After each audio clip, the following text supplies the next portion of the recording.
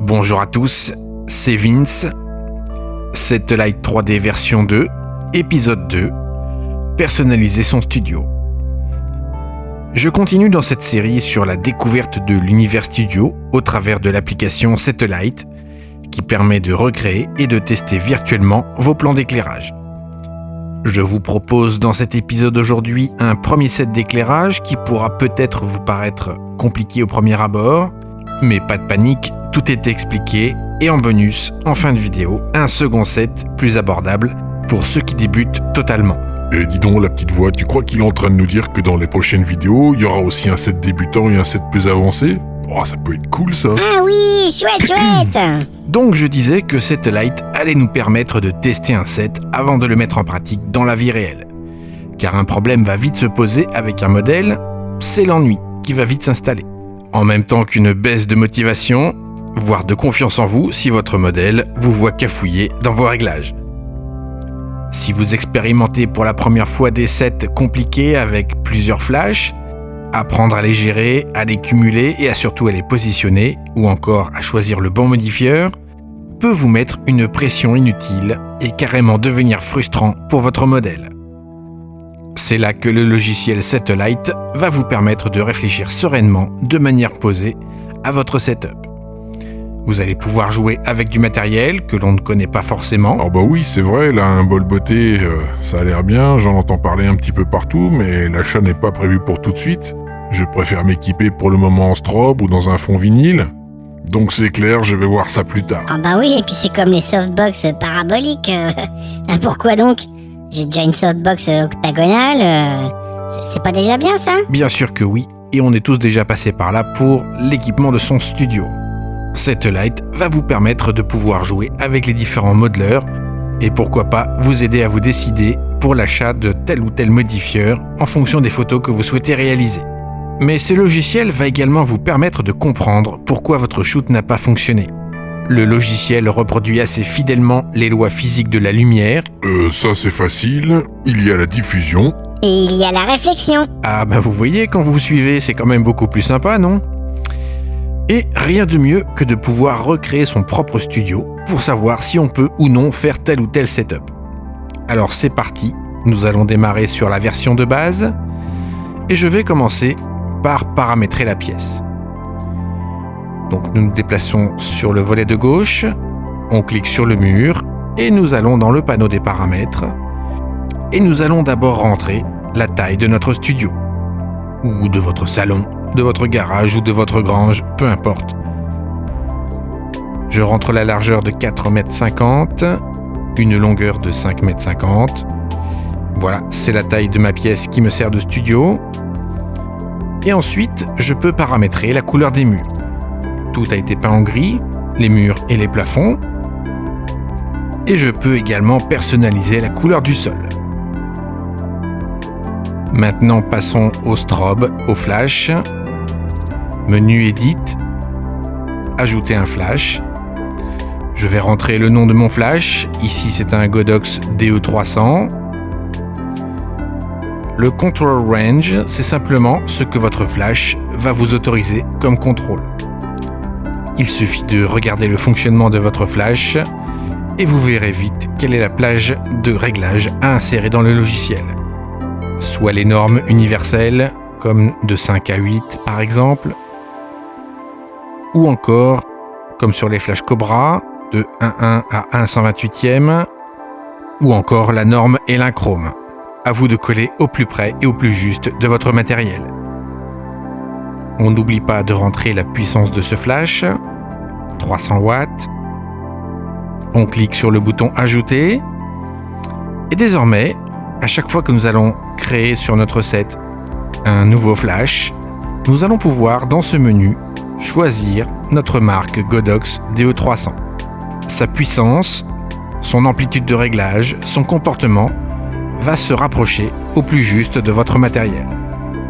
Vous allez pouvoir ajouter autant de modèles que votre arsenal en possède et vous pouvez même rajouter vos flashs Cobra. Vous retrouvez les mêmes réglages, 1/128e, la longueur focale, Le Ving V860 a une tête qui permet d'aller de 24 à 100 mm. Voilà, je vais le laisser tel quel. Et le nombre guide est de 60. Je vais rentrer ici cette valeur dans cette troisième boîte. Et je n'oublie pas de lui donner son petit nom, Ving V860. Je l'ajoute. Et donc désormais, lorsque je vais ajouter un flash Cobra, un speedlight, je vais pouvoir opter pour une tête Ving 860. Sa puissance et son comportement, vous l'avez compris, s'adaptera au comportement de mon vrai flash. Là encore, si vous avez plusieurs types de flash Cobra, vous allez pouvoir les intégrer dans votre studio. Et pour ceux qui hésitent à utiliser leur flash Cobra dans leur set de studio, je vous invite à regarder les autres vidéos de la chaîne sur le matériel chinois. Je parle à plusieurs reprises de cette monture S-Type fournie par Godox qui permet de monter et de sécuriser votre flash Cobra sur n'importe quel pied, mais surtout de pouvoir lui monter n'importe quel diffuseur au format Bowens. Et je reviens donc à mon studio. Si vous avez maintenant un setup particulier que vous aimez installer, on peut le faire de suite. Je vais tout d'abord installer un bol botté de 55 cm et 2 bols réflecteurs standard de 18 cm. Je vais mettre mon DE300 sur le bol botté. Voilà le Godox. Et je vais mettre mes Ving 860 sur les réflecteurs. Et je vais enregistrer cette configuration. Edit, gérer les modèles. Je vais lui donner un petit nom. Mon studio basique, 3 lampes. Je clique sur le bouton Ajouter. Ce qui fait que désormais, si je dois démarrer un projet, je n'aurai qu'à choisir mon studio basique, 3 lampes. Je vais instantanément retrouver mon environnement avec ces 3 lampes, prêtes à être utilisées. Bien sûr, les têtes de flash seront des DE300 et des Ving 860, telles que spécifiées. Donc je vous propose un premier setup. Je vais partir d'un environnement entièrement vierge. Je vais tout d'abord placer un fauteuil que j'utilise dans le studio. Je le place à proximité du fond vinyle. Je le fais tourner. Je peux changer sa couleur pour se conformer le plus possible à la réalité. Je vais choisir un brun intense. Je vais placer un modèle. Je vais prendre Victoria. Je vais l'habiller avec une petite robe d'été. Et je vais me rendre dans le deuxième onglet, les poses. Et je vais prendre la 4e pose assise. C'est l'une de mes préférées, cette pose reste naturelle. Et grâce aux outils de déplacement, de rotation, de positionnement en hauteur, je les décris plus précisément dans la première vidéo. Je vous invite à la regarder si vous êtes perdu dans le positionnement de ces objets. Je vais replacer donc mon modèle sur le fauteuil. L'idée va être de placer la tête face à la caméra. Donc voilà. Et ensuite, je vais placer une lampe principale, un bol botté. Et donc, pour répondre à la question tout à l'heure de la grosse voix, je vous invite effectivement à travailler au début avec ce type de bol. L'éclairage est à la fois doux et dur. Et cela permet d'avoir à la fois un joli rendu général sur la peau, mais également de pouvoir se servir des ombres pour positionner votre lampe. Les très grosses softbox de 150 ou 180 cm sont extrêmement agréables à utiliser, mais ces diffuseurs sont tellement grands que leur positionnement reste souvent le même, et finalement vous n'apprenez pas à positionner vos lampes exactement. Je sais pas ce qui me prend, mais d'un seul coup là j'ai envie de tordre le cou de celui qui m'a conseillé la softbox octagonale de 150 cm. Viens voir ici la petite voix là. Pas de panique, tous les modifieurs sont différents et tous sont indispensables, car au final ils servent tous des styles différents. Je dis juste que vous gagnerez certainement à utiliser un bol botté, à la fois pour son rendu particulier, adoré et plébiscité par les plus grands photographes, mais aussi pour son côté pédagogique, pour vous aider à mieux positionner vos lampes sur vos modèles.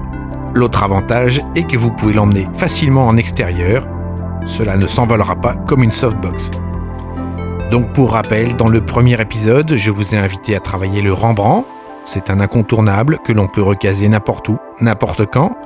Une panne d'inspiration, rien ne marche, pas de souci, un bol botté, un Rembrandt et c'est reparti, vous avez une excellente base. Aujourd'hui, nous allons voir un deuxième incontournable, le butterfly. Nous allons mettre le bol face au modèle en surplomb. Cet éclairage se reconnaît facilement grâce à la petite ombre sous les narines qui forme finalement un petit papillon. Donc j'essaye de me positionner vraiment face au modèle. Et si le pied de la lampe vous gêne, vous pouvez cliquer ici sur ce bouton. Cela permet de masquer simplement le pied.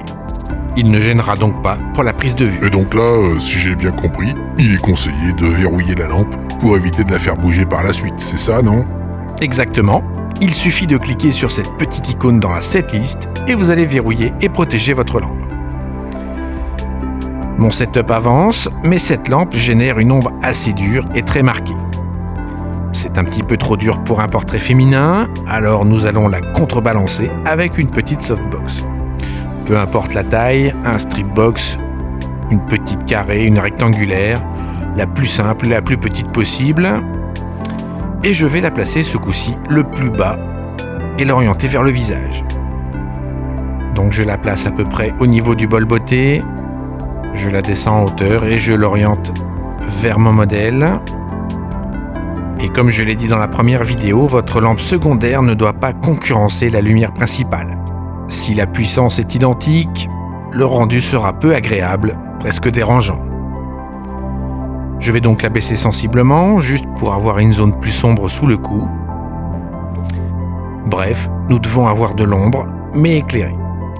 Si vous travaillez au flashmètre, un diave de différence entre les deux flashs, c'est un bon point de départ. Donc un avant-après, je peux éteindre ma lampe secondaire. Le résultat est notable. Mon setup peut s'arrêter là, mais je souhaite habiller le fond. Je vais en profiter pour vous montrer une nouvelle lampe proposée dans la version 2, un grand classique de la photo Hollywood, le gobo. Le gobo est juste un pochoir, associé bien souvent à une lentille qui va projeter une ombre sur le mur. Aux États-Unis, on va appeler ça aussi des cookies, car pour changer les motifs projetés au mur, nous allons insérer des petits disques de métal qui ont la taille de cookies. Vous avez dans le logiciel à disposition un grand nombre de gobos disponibles. Je vais garder le store principal, le store à lamelles, et je vais le placer en arrière sur la gauche. Et cela va nous donner une petite sensation de store à lamelles et d'une ombre générée par le soleil. Vous pouvez ajuster éventuellement la puissance pour le rendre plus discret. Et zou, ce setup est prêt. Un setup des plus classiques. Vous pouvez bien sûr enlever le gobo et mettre un simple bol réflecteur, y mettre une grille nid d'abeille pour réduire le cône de lumière et créer un halo derrière votre modèle. C'est l'heure du setup bonus, donc un setup ultra simple pour débuter. Nous allons simuler le soleil. Le soleil est une lumière qui génère des ombres extrêmement dures. Il suffit de regarder au sol la prochaine fois qu'il fera un temps ensoleillé. Il va donc falloir choisir une source de lumière la plus petite possible. Ça serait pas un flash Cobra là pour le coup? Effectivement, ça marche très bien. Et comme il est équipé d'une lentille de Fresnel, vous avez en général la possibilité de jouer avec le zoom. Et donc là, nous allons arroser le plus largement possible. Donc si le flash le permet, nous allons mettre le zoom au mini, 24 mm le plus souvent. Je vais tout d'abord placer un modèle sur mon set et je vais l'habiller en maillot de bain. Je vais la placer non pas au centre, mais près d'un coin sur la droite, donc près d'un mur. Et je vais supprimer mon fond. Je lui donne une pause, la troisième me paraît parfaite. Et je vais ajouter mon flash Cobra. Le soleil est généralement assez haut dans le ciel, nous allons donc éviter de le positionner au niveau du visage et nous allons donc le rehausser au maximum. Je vais opter pour 2,50 m, la hauteur maximale en général en intérieur. Cela va simuler un ciel de fin d'après-midi. Je vais déplacer ma caméra de manière à pouvoir prendre ma photo. J'ajuste le zoom et la position de manière à avoir une vue un peu plus large. Voilà, j'ai mon rendu avec une ombre très dure. Alors je vous ai demandé de placer votre modèle près du mur car nous allons bénéficier de la réflexion du flash sur le mur perpendiculaire. L'ombre sur le modèle va être atténuée, comme dans le monde réel, où le ciel bleu finalement nous éclaire les zones à l'ombre. Donc voilà un setup tout simple. Vous pouvez utiliser un Flash Studio avec une lentille de Fresnel. La difficulté n'est absolument pas technique. Il vous faudra rajouter quelques éléments au sol comme une serviette de bain, de vaporiser un peu d'eau sur votre modèle, pourquoi pas rajouter une petite table de jardin avec un cocktail. Bref, c'est davantage l'habillage de votre scène qui va donner l'ambiance et vous aider à pleinement simuler le soleil. Les fichiers de setup au format Satellite sont disponibles en téléchargement sous la vidéo. Je vous donne rendez-vous pour l'épisode 3. Nous aborderons quelques setups pour faire du high-key. Nous commencerons à étudier la différence de qualité de lumière des diffuseurs. Et là encore, vous aurez des setups à télécharger. Donc je vous retrouve dans l'épisode 3. Nous partirons à la découverte des différents modeleurs et nous explorerons le high-key.